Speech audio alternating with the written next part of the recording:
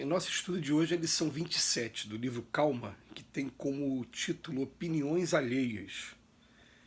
Se trazes a consciência tranquila, por que te impacientares tanto com as opiniões alheias desfavoráveis? Cada pessoa fala daquilo que conhece, oferecendo o que seja ou o que tenha. A suposição dos companheiros a nosso respeito nasce daquilo que eles estimariam ou estimam fazer. Cada qual de nós está no centro das próprias experiências. Os irmãos que nos cercam são livres para pensarem a nosso respeito, da mesma forma que somos livres para notar-lhes o comportamento. Ninguém consegue obrigar determinada criatura a raciocinar com outro cérebro, a não ser aquele que lhe pertence. Se uma pessoa se irrita contra nós sem razão, isso não é motivo para que venhamos a comprar uma rixa desnecessária. Você está diante de uma criatura colerizada da mesma forma que você se encontra perante um doente. Preste auxílio. Toleremos os outros para que os outros nos tolerem. Hoje, alguém terá perdido a serenidade à nossa frente. Amanhã, possivelmente, seremos nós em situação igual diante deles. Esse tema é sempre um tema muito profundo para a gente tratar, porque eu vou compartilhar esse tema, uma situação que está acontecendo nesse momento. Agora, eu estou convivendo com uma pessoa, uma senhorinha muito querida, que já passou dos seus 90 anos, e que, no momento, ela, por ter um problema de vista, ela foi obrigada a morar com um filho. Ela, a vida inteira ela conseguiu ter a sua autonomia, a sua independência, e agora não está conseguindo, está tendo que morar com o filho. E essa senhora ela é espírita, esse filho é casado com uma protestante que, segundo ela, repete para ela sempre que odeia espírita e odeia espiritismo. E aí eu parei para conversar com ela e falei, mas olha, a pessoa tem o direito de pensar o que ela quiser. Ela é a posição dela, a senhora não vai mudar a posição dela, ela tem o direito de ser desse jeito, não tem problema. A única coisa que a gente precisa assim, é só chamar atenção para o respeito que a gente deve ter às opiniões alheias. Então, sempre que possível, fala, tudo bem, né? Mas eu também não simpatizo muito com essa, não vou dizer que eu odeio, não, mas também não simpatizo muito com a sua forma de ver a religião, mas eu quero continuar te amando e te respeitando porque eu sigo um Cristo que o Cristo me ajudou e me estimula o tempo todo a amar o próximo como a si mesmo. Olha como é que é a lição de hoje. Eu trago a minha consciência tranquila. Para que eu vou me impacientar com as opiniões alheias, desfavoráveis? Então, eu conversando com essa senhora, eu falei, olha, a senhora teve uma vida bastante privilegiada, porque essa senhorinha ela fundou várias casas espíritas, ela foi presidente de casas espíritas, ela fundou abrigos, ela fundou Alcoólicos Anônimos, ela teve um marido que foi um grande palestrante também, espírita, sempre convidado para muitos, o marido já desencarnado, para muitos trabalhos, e agora ela está se vendo na situação de estar sozinha com um filho e está recebendo essa crítica, essa opinião alheia, que é desfavorável. Eu falei, essa é privilegiada porque eu nunca tive nada disso, eu não tenho esposa espírita, eu não tenho parente espírita nem de um lado nem do outro da família, nenhum espírita declarado, por parte de pai, por parte de mãe, nenhum. É como se fosse ovelha negra mesmo, né? Falei, então a senhora agradeça aí, porque a senhora teve essa condição a vida inteira. E Emmanuel continua, cada pessoa fala daquilo que conhece, oferecendo o que seja ou o que tenha. E a suposição dos nossos companheiros a nosso respeito vai nascer daquilo que eles ou querem fazer, ou queriam fazer, estimam ou estimariam fazer, né? Mas cada qual de nós está no centro das próprias experiências e as pessoas são livres para pensar o que quiser a nosso respeito.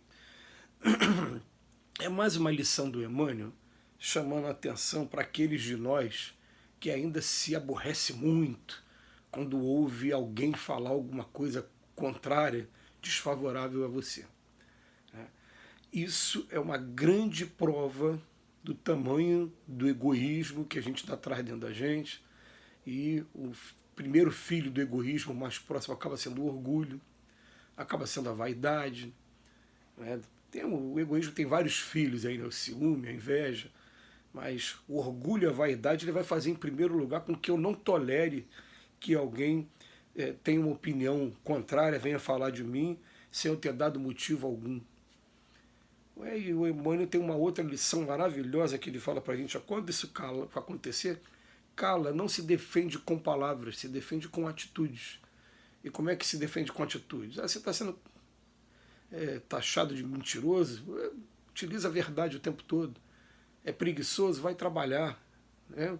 Eu sempre mostrando ali o contrário, e muitas das vezes a gente sabe até que essas críticas vão chegar para nos fazer crescer, mas a gente é que fica incomodado com as críticas. Mas em outros momentos não. Em outros momentos elas vão chegar realmente só para fazer teste, só para poder tentar tirar a nossa paciência, provocar, e se a gente conseguir passar pela provocação sem se deixar levar para esse sentimento de animosidade, a gente vai sentir uma espécie de vitória tão gostosa. Né? A gente começa a pensar assim como Leopoldo Machado pensava: a tempestade é lá fora, a tempestade não pode ser aqui dentro. Mas vamos botar uma coisa na cabeça: todos são livres para pensar o que quiser de mim e o que quiser de você.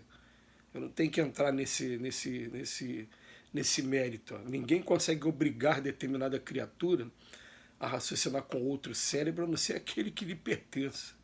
Agora, se uma pessoa se irrita contra nós sem razão, isso também não é motivo para que venhamos a comprar uma rixa desnecessária.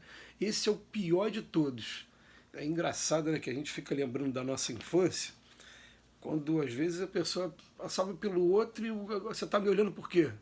E às vezes comprava uma rixa porque achava que o outro estava olhando para ele, né? Aquela coisa de criança ainda, de coisa primitiva ainda, né? De provocações. Né?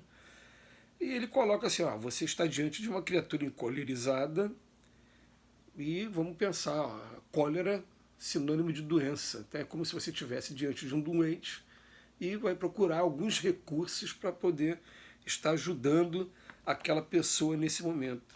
E os recursos, a gente sabe, principalmente quando está diante de uma pessoa doente. O primeiro e o mais poderoso de todos acaba sendo a oração, porque a oração vai mudar, no primeiro lugar, o meu campo vibracional, podendo mudar também o campo vibracional da outra pessoa. Mas, em primeiro lugar, a oração vai mudar a mim.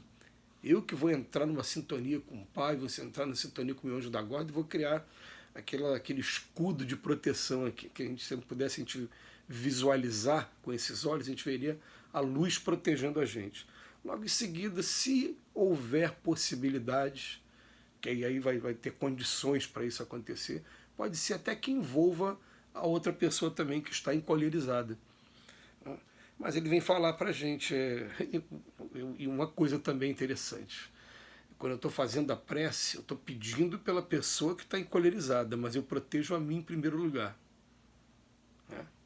Olha bem como é que é a coisa.